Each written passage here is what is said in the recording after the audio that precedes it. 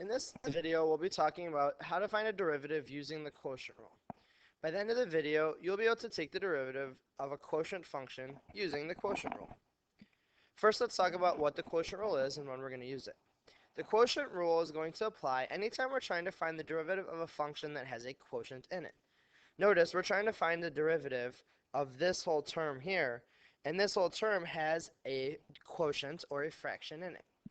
In this case, what we're going to do is we're going to be able to link up some words. We're going to use the f function and the g function, the numerator and the denominator, but we're going to use the words high and low. The numerator will say high because it's higher than the g function, and we'll call the g function the low function. And the reason for that is because then in order to be able to remember how to take the quotient rule, how to take the derivative, we're going to use a nice little riddle. Here's what the derivative looks like using the quotient rule. The way we do it is it's the g of x, the bottom function, times the derivative of the top, minus f of x times the derivative of the bottom, times the derivative of the bottom squared. So how's this going to work? We're going to use a little rhyme that's going to help us to figure this out. So we've got f of x is our high function, numerator, g of x is our low function, the denominator, and we're going to remember the little rhyme that goes low d high minus high d low over the square of what's below. So here's our low function times the derivative of the high function minus, there's low d high minus high d low over the square of what's below.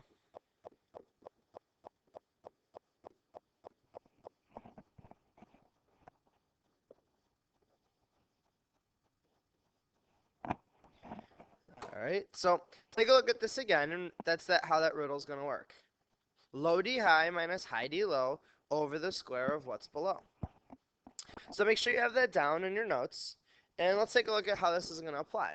Let's say I was being asked to find the derivative of this function f, and the function is defined as a rational function, x squared plus 5 over the quantity 2x minus 3. So if we think about it, we've got a rational function. Here's my numerator. I'll call this high. Here's my denominator. We'll say that this is the low piece.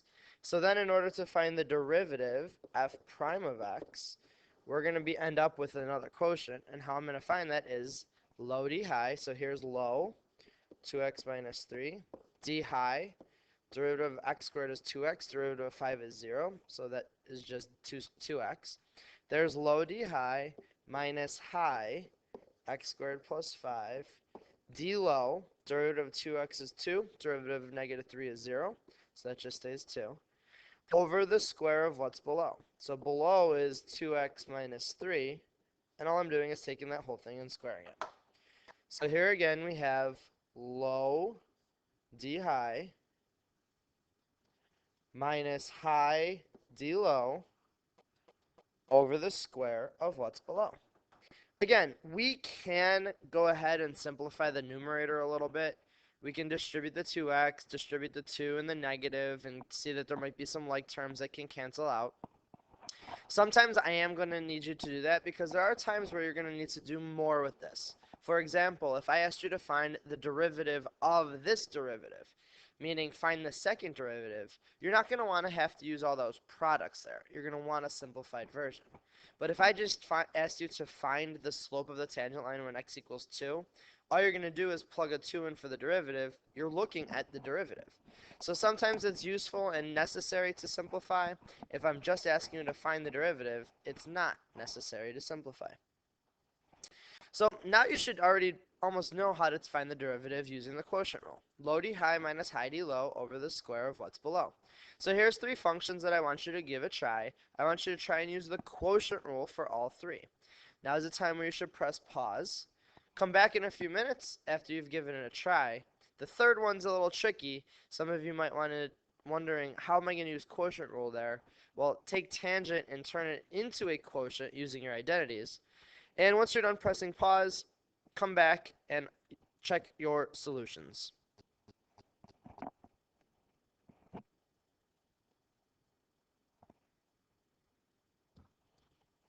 So in our first example, we were trying to find the derivative of the rational function 6x minus 5 divided by the quantity 3x squared plus 4x.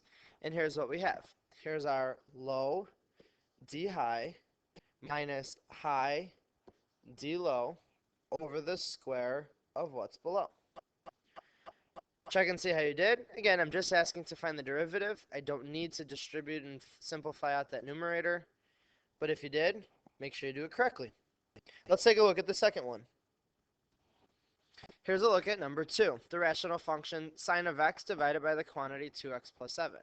Again, we'll use our little rhyme to find the derivative. Forgot the put the wrong notation, so g prime of x, our derivative. So here's our low d high minus high d low over the square of what's below, so the low term squared. So remember, all this is this is a new function, our derivative, g prime of x, that describes the slope of all of the tangent lines in our original. If I want to know what the tangent line is for some x value, I'm just going to plug x into this new function, figure out what that number comes out to be, and that would be the slope of the tangent line for that x value. Let's take a look at number 3 and see how you did. So hopefully in number 3 you remembered that if I'm going to use quotient rule, I'm going to want to rewrite this. Tangent is nothing more than the sine of x over the cosine of x. Now, some books and some teachers are going to ask you to memorize the derivative of tan x. And that's useful because that helps you go faster. But sometimes you get stuck and get confused on what it's going to be. Always make sure you know how to create and make these things happen if you get a little stuck. So tangent is nothing more than sine over cosine, sine of x over cosine of x. So now to find the derivative, we can use quotient rule. H prime of x, the derivative of h, is the derivative of this quotient. Here's low, cosine of x, d high, cosine of sine x is cosine again, minus high, so here's sine of x, our numerator, d low, derivative of cosine is negative sine x, over the square of what's below. So here's cosine squared x.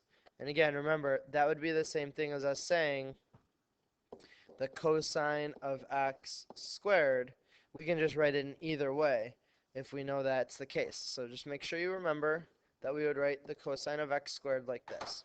Now, once I stop here, this is my derivative, but some of you might start noticing if you looked in the numerator where I would simplify, something interesting might happen.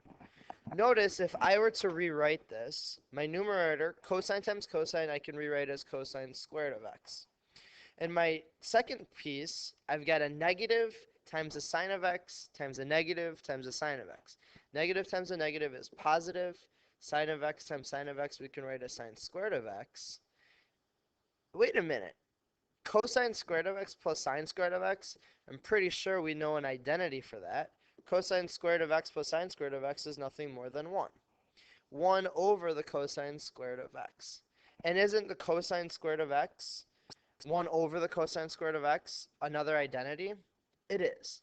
And this is where we can build the idea that 1 divided by cosine squared of x is nothing more than the secant squared of x. The derivative of tangent is secant squared of x. And again, you could memorize that and help remember that, but there's a lot of other derivatives of trig functions that we're going to help remember. It's always important that you know how to build a quotient to be able to use your other skills to find the derivatives of whatever we want to look at. So here's the end of the video. By now you should understand when to apply the quotient rule to find a derivative, and understand low d high minus high d low over the square of what's below is how we're going to find the derivative of a quotient.